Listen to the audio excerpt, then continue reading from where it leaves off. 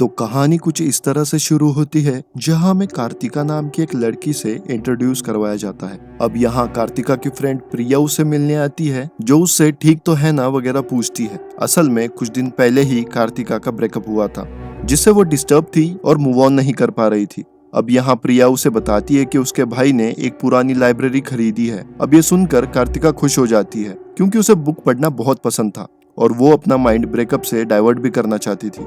अब अगले दिन हम कार्तिका को उस लाइब्रेरी में देख पाते हैं जहां प्रिया का भाई आनंद वहां आकर उसे बताता है कि ये लाइब्रेरी 100 साल से भी ज्यादा पुरानी है, तो उसे यहाँ बहुत कुछ पढ़ने के लिए मिल जाएगा। अब कार्तिका के ढूंढने पर उसे एक पुरानी सी किताब मिलती है जिसका नाम था करुंग काप्यम। करुंग काप्यम का हिंदी में मतलब ब्लैक नॉवेल होता है। अब यहाँ हम देख पाते हैं कि ये किताब बहुत ही ज्यादा पुरानी थी और इस किताब पर स्नेक्स वगैरह बने थे। अब कार्तिका इस बुक को पढ़ना शुरू करती है। अब इस बुक की पहली कहानी का नाम होता है काली जुबान वाली औरत। तो कहानी की शुरुआत में हम मीरा नाम की एक लड़की को सीढ़ियों पर बैठकर रोते हुए देख पाते हैं। तभी वहां शक्ति आता है जो उसी बिल्डिंग में रहता था।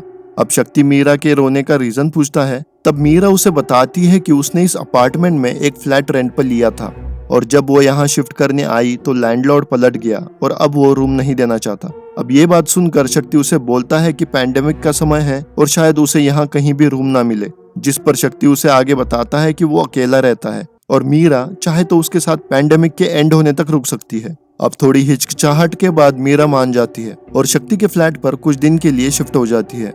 अब अगली सुबह मीरा नींद से उठती है और बाहर आकर शक्ति से बातें करने लगती है। तब शक्ति मीरा को बताता है कि उनके बिल्डिंग के B13 फ्लैट के ओनर की डेथ हो गई और उसे उसकी खुद की वाइफ ने रोलिंग पिन से सर पर मार दिया। अब ये बात सुनकर मीरा एकदम से शॉक हो जाती है क्योंकि मरने वाला वही इंसान था जिसने मीरा को फ्लैट देने से मना किया था। अब मीरा उसे बताती है कि उसने गुस्से में आकर उस आदमी को बोला था कि उसके सिर के 2 टुकड़े होंगे और वो मर जाएगा, एंड एग्जैक्टली वैसे ही हुआ था। अब ये बात सुनकर शक्ति हंसने लगता है और उसे बस कोइंसिडेंस बताता है, लेकिन मीरा इस बात को सच मान रही थी। अब दोनों डिसाइड करते हैं कि वो लोग इस बात को टेस्ट करेंगे। अब कुछ देर बाद उनके फ्लैट पर एक फूड डिलीवरी बॉय आता है और मीरा उसे कर्ज करने वाली थी। अब वो लोग बालकनी में आकर देखते हैं कि मीरा का कर्ज काम करता है या नहीं, पर डिलीवरी बॉय सेफली वहां से निकल जाता है और अब मीरा शक्ति को बताती है कि उसे उस डिलीवरी बॉय पर दया आ गई थी, इसलिए उसने उसे कर्ज नहीं किया। अब इस बात पर शक्ति हंसने लगता है, वो इन सब बातों को झूठा मान रहा था। अब सीन शिफ्ट होता है और अगले दिन मीरा को घर से बाहर जाना था, लेकिन मीरा नोटिस करती है कि घर बाहर से बंद था और ये बात उसे बड़ी स्ट्रेंज लगती है। अब कुछ देर बाद शक्ति घर आता है और मीरा के घर बाहर से बंद करने के बारे में पूछने पर शक्ति बताता है कि उसे घर लॉक करने की आदत है, तो शायद उसने गलती से ये कर दिया होगा। अब आगे सीन शिफ्ट होता है और हम मीरा को नींद से उठते हुए देख पाते हैं। उसे कुछ अजीब सी आवाजें आ रही थी जिसकी वजह से उसकी नींद टूट गई थी। अब मीरा के रूम से बाहर देखने पर वो देख पाती है कि शक्ति किसी डेड बॉडी को अपने रूम में ले जा रहा था। अब ये सब देखकर मीरा बहुत ज्यादा डर जाती है। अब अगले दिन शक्ति किसी काम से घर से बाहर जाता है, तब मीरा उसके रूम में घुसती है और वो डेड बॉडी ढूंढने लगती है। तब उसे उसके रूम के बाथरूम में 2 डेड बॉडीज मिलती है जिन्हें बहुत ही बेरहमी से मारा गया था। अब मीरा यहाँ बहुत ज्यादा डर जाती है। अब कुछ देर बाद शक्ति वापस आता है जिसे देखकर मीरा नॉर्मली एक्ट कर रही थी, जैसे उसे कुछ भी पता न हो। अब मीरा कुछ देर बाद इस घर से भागने की कोशिश करती है, लेकिन तभी उसे शक्ति देख लेता है और पकड़ लेता है। अब वो उसे मार पीट कर एक चेयर पर बांध देता है। अब यहाँ हम शक्ति की पागलपंती देख पाते हैं जिसमें वो बार बार उन डेड बॉडीज को बेरहमी से स्टैब कर रहा था। अब आगे शक्ति को बाहर के हॉल से कुछ आवाजें आती है और जब वो हॉल में आकर देखता है तब उसे अपने आप एक चेयर मूव करती हुई दिख पाती है। अब वहीं उसे वो डेड बॉडी जिंदा दिखती है जिसे उसने मारा था। अब शक्ति इस चीज से बहुत ज्यादा घबरा जाता है। अब आगे शक्ति को एक दोस्त की वीडियो कॉल आती है जिसमें शक्ति अपने दोस्त को मीरा के बारे में बताता है। तब उसका दोस्त मीरा की फेसबुक आईडी वगैरह देखता है एंड रियलाइज करता है कि मीरा की मौत तो 5 साल पहले ही हो चुकी थी। इट मीन्स कि शक्ति के साथ जो रह रही है वो मीरा की आत्मा थी। अब ये सब सुनकर शक्ति बहुत ज्यादा डर जाता है। अब उसी समय एक आत्मा उस पर हमला कर देती है और उसे नीचे गिरा देती है। तभी हम शक्ति के पीछे मीरा को देख पाते हैं जो अपने आत्मा वाले रूप में आ गई थी और अब यहीं सीन कट होता है। अगले सीन में हम अगेन मीरा को सीढ़ियों पर बैठकर रोते हुए देख पाते हैं। इट मीन्स कि वो अब एक नया शिकार ढूंढ रही थी और ये कहानी यहीं खत्म हो जाती है। अब कार्तिका यहाँ प्रिया को कॉल करती है पर किसी वजह से प्रिया का फोन नहीं लग रहा था और अब फिर से कार्तिका अगली स्टोरी को पढ़ने लगती है। अब इस कहानी की शुरुआत में हम एक लड़के को किसी के घर की डोरबेल को रिंग करते हुए देख पाते हैं। अब यहाँ दरवाजा खुलता है और एक लड़की घर से बाहर आती है जो कि काजल थी।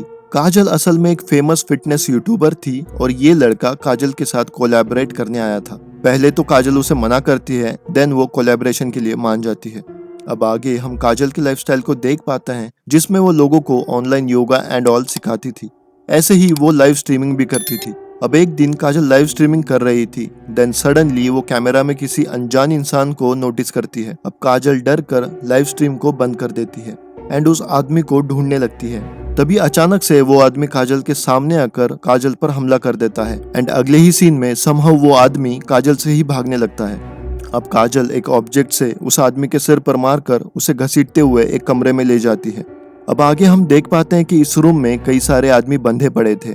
असल में काजल एक साइकोपैथ थी। उसे आदमियों को मारकर उनकी उंगलियां खाना पसंद था और इसी वजह से इन सब आदमियों के हाथों पर पट्टी बंधी थी। अब यहाँ हम उस लड़के को भी देख पाते हैं जो कि काजल के साथ वीडियो बनाने आया था। अब यहाँ काजल एक आदमी का हाथ लेकर उसकी उंगलियां काटने लगती है एंड उतने में ही काजल की डोरबेल रिंग होती है। अब वो बाहर आकर देखती है तब फिर कोई एक आदमी आया था जो कि काजल के साथ वीडियो बनाना चाहता था और अब काजल उसे भी अंदर आने कहती है। अब ये कहानी यहीं खत्म होती है जिसमें हम अंदाजा लगा सकते हैं कि उस आदमी का भी क्या हश्र हुआ होगा। अब आगे हमें कार्तिका को दिखाया जाता है जो कि इसको पढ़कर कुछ सोच रही थी, लेकिन तभी उसे लाइब्रेरी में एक ब्लैक हुडेड व्यक्ति दिखाई देता है और वो अगले ही पल गायब हो जाता है। अब इतने में ही कार्तिका को प्रिया का कॉल आता है जिसमें कार्तिका उसे इन कहानियों के बारे में बताती है और ये भी बताती है कि इस बुक में पैंडेमिक और करंट प्राइम मिनिस्टर के बारे में भी लिखा था, जबकि ये बुक काफी पुरानी थी। अब प्रिया के बुक के राइटर के बारे में पूछने पर कार्तिका बताती है कि राइटर का नाम मिट गया था। अब प्रिया कार्तिका को वो अपने भाई से इस बुक की डिटेल्स निकलवा कर बताएगी ऐसा बताकर फोन रख देती है। अब कार्तिका अगली कहानी को पढ़ना शुरू करती है। अब इस कहानी में हम श्रुति और जेकब नाम के दो लोगों को देख पाते हैं जो कि famous music composer Siddharth Abhimanyu के साथ अपॉइंटमेंट करते हैं। जेकब एक मूवी बना रहा था और उसके लिए उसे एक गाना चाहिए था जिसके लिए उसने श्रुति और म्यूजिक कंपोजर सिद्धार्थ को हायर किया था। अब आगे श्रुति गाना रिकॉर्ड करने लगती है पर यहाँ सिद्धार्थ को बीच में फील होता है कि श्रुति उसे कुछ बुरा भला बोल रही है। इस बात पर श्रुति का कहना था कि उसने ऐसा कुछ नहीं कहा और इसी बात पर गुस्सा होकर श्रुति यहाँ से जा रही थी, लेकिन एट दिस मोमेंट लाइट चली जाती है एंड देन नोटिस कि उसका घर भी बाहर से किसी ने लॉक कर दिया था। अब सिद्धार्थ यहाँ एक कैंडल को जलाने की कोशिश कर रहा था पर एज अ व्यूअर हम देख पाते हैं कि कोई एक आत्मा आकर उसे बुझा दे रही थी। अब इस वजह से सिद्धार्थ फ्रस्ट्रेट होकर वहाँ से जाने लगता है।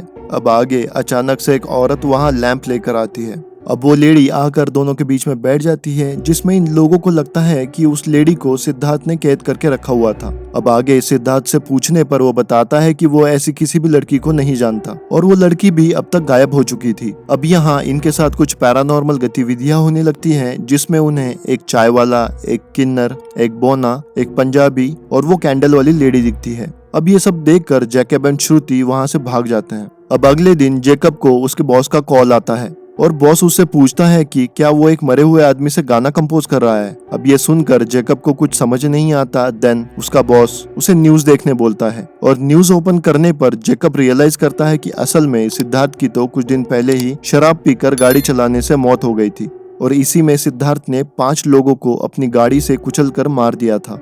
अब ये 5 लोग वही थे जिनकी आत्मा जेकब और श्रुति ने उस स्टूडियो में देखी थी। अब अचानक से जेकब का फोन रिंग करता है। अब फोन देखने पर उसे पता चलता है कि कॉल असल में सिद्धार्थ अभिमन्यु का था। अब डर के मारे जेकब कॉल रिसीव करता है। तभी अचानक से जेकब के ऑफिस का दरवाजा बंद हो जाता है और ये कहानी यहीं खत्म होती है। अब कार्तिका को लाइब्रेरी में किसी के होने का आभास होता है। अब कार्तिका ढूंढने लगती है तब उसे वो कैंडल वाली लेडी दिखाई देती है जो कि उसने स्टोरी में पढ़ी थी। अब कार्तिका यहाँ बहुत ज्यादा डर जाती है। अब वो अपने डेस्क के पास जाती है और अब उसे काजल की आत्मा दिखाई देती है जो कि अगले ही पल गायब हो जाती है। अब कार्तिका कहानी के कैरेक्टर्स को गूगल करती है एंड देन शी रियलाइजेस कि ये सारे लोग असल में थे और बहुत समय पहले ही इनकी मौत हो चुकी थी, विच मीन्स कि इस बुक की सारी कहानियां सच थी। अब कार्तिका इस मोमेंट पर बहुत ज्यादा डर जाती है पर वो हिम्मत करती है और अगली कहानी को पढ़ना शुरू करती है। अब इस कहानी में 2 नशेड़ी दोस्त दिखाए जाते हैं और ये लोग शराब की एडिक्ट होने की वजह से और लॉकडाउन में शराब न मिलने की वजह से परेशान थे। अब ये लोग एक लॉग बियर बार में जाते हैं जहां उन्हें बहुत सारी शराब दिखाई देती है। अब ये लोग खुश थे क्योंकि उन्हें तो खजाना ही मिल गया था। अब ये लोग बियर पीने जा ही रहे होते हैं, लेकिन तभी उन्हें कुछ पैरानॉर्मल चीजें होते हुए दिखाई देती है और थोड़ी देर बाद इनके सामने एक अजीब काइंड ऑफ लोगों का ग्रुप आता है जिनकी लीडर एक लेडी थी जिसका नाम सरा कलाया था। अब सरा कलाया उन्हें बताती है कि वो लोग एलियंस है और लॉकडाउन की वजह से यहाँ फंसे हुए हैं। अब ये आगे बताती है कि उन एलियंस को अल्कोहल से ही एनर्जी मिलती है, इसलिए अल्कोहल उन दोनों दोस्तों को नहीं मिल पाएगा। अब ये दोनों दोस्त यहाँ सरा कलाया से बहुत ज्यादा रिक्वेस्ट करते हैं। तब सरा कलाया उनका एक टेस्ट लेती है। अब वो इन दोनों को एक ऐसी पावर देती है जिसमें वो लोग जो भी मांगेंगे पूरा हो जाएगा। अब ये दोनों अपनी विशेष मांगते हैं जो कि पूरी तो नहीं होती, पर ये दोनों अपनी गलतियों को रियलाइज करते हैं कि कैसे इन्होंने अपनी जिंदगी बर्बाद की। अब ये सब हो रहा होता है, लेकिन तभी हमें पुलिस की गाड़ी की आवाज आती है। अब इसी मोमेंट पर सरा कलाया अपने लोगों के साथ वहां से गायब हो जाती है और ये कहानी यहीं खत्म होती है। अब इस कहानी के बाद कार्तिका को सरा कलाया दिखती है। अब हम यहाँ समझ पाते हैं कि कार्तिका के कहानी पढ़ने से ही ये लोग उसे दिख रहे थे। अब कार्तिका अगेन बैठती है और आगे की कहानी पढ़ने लगती है। अब हम कहानी में एक गांव को देख पाते हैं जहां कोई लोगों को और बच्चों को जान से मार रहा था। अब हमें कार्तिका नाम की एक औरत से मिलाया जाता है जिसकी एक उमैयल नाम की बच्ची थी। अब आगे कार्तिका का देवर आकर उसे बताता है कि भैया यानी कार्तिका का हस्बैंड जल्दी ही आने वाला है, जो कि असल में मिलिट्री ऑफिसर था। अब इसी समय हम अचानक से देख पाते हैं कि कुछ लोग भाग रहे थे और वो लोग जहां भाग रहे थे वहां एक डेड बॉडी मिलती है। अब आगे हम कार्तिका को देख पाते हैं जो कि अपने घर में दावत दे रही थी बिकॉज उसका पति आने वाला था। अब इस दावत में सरपंच भी आता है। अब ये दोनों बातें करने लगते हैं। तब कार्तिका उसे बताती है कि वो भविष्य देख पाती है जिस पर उसने एक किताब भी लिखी है। अब सरपंच मजाक में कार्तिका को गांव का भविष्य पूछता है। तब कार्तिका देखती है कि जल्दी ही उसके साथ कुछ गलत होने वाला है और ये गांव भी धीरे धीरे कब्रिस्तान बन जाएगा। अब कार्तिका सरपंच को वार्न करती है कि वो मटकों से दूर रहे। तभी वहां एक घटना में कुछ मटके टूट जाते हैं और अब सरपंच पूरी तरह से हैरान था। अब उसी समय उमैयल वहां आती है जो बताती है कि उसके पापा आ गए। अब कार्तिका के बाहर जाने पर वो रियलाइज कर पाती है कि असल में उसके पति की लाश आई थी जो कि 2 दिन पहले ही बॉर्डर पर शहीद हो गए थे। अब इन सब से कार्तिका पूरी तरीके से टूट जाती है। अब कार्तिका एकदम से अकेले रहने लगती है। आगे एक दिन एक नौकर गांव में बताता है कि उसने कार्तिका को चुड़ैल के रूप में देखा है। अब इस बात को धीरे धीरे पूरा गांव मानने लगता है। अब इस बात से गांव में हो रही डेथ्स के लिए वो कार्तिका को रिस्पॉन्सिबल मानने लगते हैं। अब इन सब के चलते गाँव के लोग कार्तिका को गाँव से बाहर निकाल देते हैं। अब कार्तिका और उमैयल गाँव के बाहर एक झोपड़ी में रह रहे थे। अब अकेली कार्तिका को देखकर एक दिन सरपंच और एक दिन उसका खुद का देवर कार्तिका पर जबरदस्ती करने की कोशिश करते हैं। अब इन सब से तंग आकर कार्तिका जान देने का सोचती है और अब वो अपने साथ उमैयल को भी खत्म करने वाली थी। तभी उसका देवर और कुछ गांव वाले वहां आ जाते हैं जो पहले ही कार्तिका को चुड़ैल समझ रहे थे। अब अगले दिन गांव वाले कार्तिका को मारते मारते एक पेड़ के पास ले जाते हैं और उसे वहीं पत्थर से पीट पीट कर मार डालते हैं और यहीं कार्तिका मर जाती है। अब आगे हम सरपंच, पंडित और कार्तिका के देवर को देख पाते हैं जो कि साथ बैठकर पार्टी कर रहे थे। असल में ये जो भी हुआ था वो सब इन लोगों का प्लान था जिसमें वो कार्तिका के बारे में रूमर्स फैलाकर उसे मारना चाहते थे ताकि उसकी पूरी प्रॉपर्टी हथिया सके। अब इसी समय कार्तिका की आत्मा वहां आती है जो कि एक एक कर इन सब लोगों को मार देती है और ये कहानी यहीं खत्म होती है। अब कार्तिका फिर से लाइब्रेरी में किसी को महसूस करती है जो कि खुद कहानी वाली कार्तिका थी। अब डर के मारे कार्तिका लाइब्रेरी से घर आ जाती है। अब घर आने पर प्रिया और कार्तिका को पता चलता है कि बुक के राइटर का नाम उमैयल कार्तिका था जो कि उस आखिरी कहानी की औरत का नाम था। एंड स्ट्रेंजली कहानी पढ़ रही कार्तिका का नाम भी सेम उमैयल कार्तिका था। इतना ही नहीं बल्कि दोनों का सिग्नेचर भी सेम था। अब कार्तिका यहाँ एक थ्योरी बनाती है कि शायद उसका पुनर्जन्म हुआ है। अब आगे प्रिया उसे एज अ टेस्ट कुछ लिखने कहती है जिस पर कार्तिका लिखती है कि एक सांता क्लॉस आकर उसे मार दे। तभी उनका दरवाजा जोर से नॉक होने लगता है। अब ये दोनों डर जाती है और अब दरवाजा खोलने पर ये लोग देख पाती हैं कि दरवाजा नॉक करने वाला इंसान असल में प्रिया का भाई आनंद था जो प्रिया को लेने आया था। और अब प्रिया यहाँ से चली जाती है। अब कार्तिका जैसे ही दरवाजा बंद करती है तभी उसे घर के एंड में एक सांता क्लॉस दिखाई देता है जिसके हाथ में कुल्हाड़ी थी और अब वो तेजी से भागते हुए कार्तिका की तरफ आता है और बस यही मूवी खत्म हो जाती है।